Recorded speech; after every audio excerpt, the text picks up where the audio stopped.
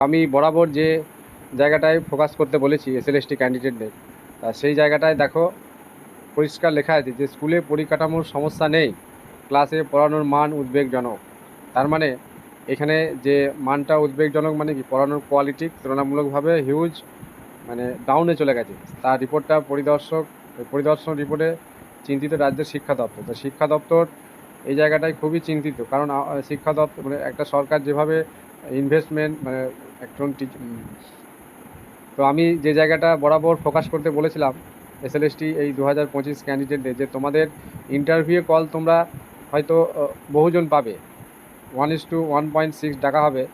তার মধ্যে তোমরা বুঝতে পারছো যে 20টা নম্বর রাখা হয়েছে, সেই জন্য এখানে হয়তো অনেক ক্যান্ডিডেটকে সুযোগ দেওয়া হবে এই 20 নম্বরের জায়গাটা। কারণ হচ্ছে দেখো এখানে পরিষ্কার লেখা আছে যে স্কুলে পরিকাঠামোর সমস্যা নেই। এখন প্রত্যেকটা স্কুলে মোটামুটি ভালো ইনফ্রাস্ট্রাকচার, পরিকাঠামো, ডিজিটাল বোর্ড, এই ধরনের বিভিন্ন লাইব্রেরি থেকে শুরু করে সব কিছুই মানে এখন অ্যাভেলেবেল।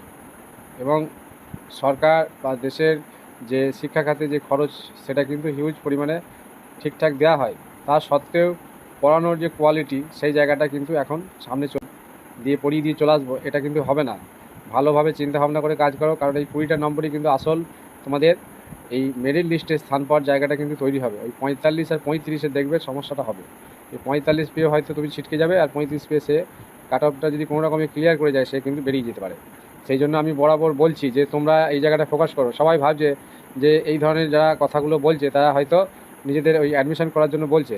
আচ্ছা বাবা, তোমরা 2-5 জন যদি অ্যাডমিশন হয়ে যদি সাকসেসফুল হও বা ভালো মার্কসটা পাও, তাহলে সুবিধাটা কার সেটা বুঝতে হবে। তোমাকে আমি বলছি না যে তুমি আমার কাছে অ্যাডমিশন হও, তুমি যে কোনো জায়গায় অ্যাডমিশন হতে পারো, তোমার যেটা চয়েসফুল হবে মনে করবে সেখানেই অ্যাডমিশন হও, কিন্তু লাইভ ডেমো বা অফলাইন ডেমো তোমাকে দিতেই হবে। ডেমো যদি তুমি না প্র্যাকটিস করো, তাহলে কিন্তু তুমি ওই ইন্টারভিউয়ের বোর্ডে যেনারা থাকবেন এক্সপার্টদের সামনে তোমার কিন্তু ডেমো ভালো হবে না। 3-4 বার করে আমার কাছে ডেমো দিচ্ছে, তাতে করেও আমি 100% তাকে মানে সিকিউর করতে পারছি না। কারণ পড়ানোর যে একটা কোয়ালিটি, পড়ানোর যে একটা মানসিকতা, পড়ানোর যে একটা ধৈর্য এবং টাইম মেনটেন করা, এগুলো কিন্তু সবই শিখতে হবে। তার উপর তোমার কতটা তুমি একজন একটা ক্লাসে স্টুডেন্টদের আন্তরিকতার সাহায্যে মানে আন্তরিকতা নিয়ে পড়াচ্ছ, সেগুলো কিন্তু ম্যাটার করে। সেই জন্য এই জায়গাটায় 20টা নম্বর রাখা হয়েছে, এই নাম্বারটা এমনি এমনি রাখা হয়নি। তাই এই জায়গাটা তোমরা যদি সিরিয়াস না হও, তাহলে কিন্তু সমস্যা বাড়বে। সেই জন্য এই রিপোর্ট বলছে যে এই জায়গাটা কিন্তু তোমাদের ভালো রকম চেক করা হবে, যে কে কী মানসিকতা নিয়ে পড়াচ্ছে, ডেমনস্ট্রেশন কীভাবে দিচ্ছে, তার মানসিকতা তার ওই ডেমনস্ট্রেশনেই পাওয়া যাবে। তোমার কোয়ালিটি তুমি রিটেনে দিয়ে এসেছো, সে জায়গায় তোমাকে কোনো সমস্যা হবে না।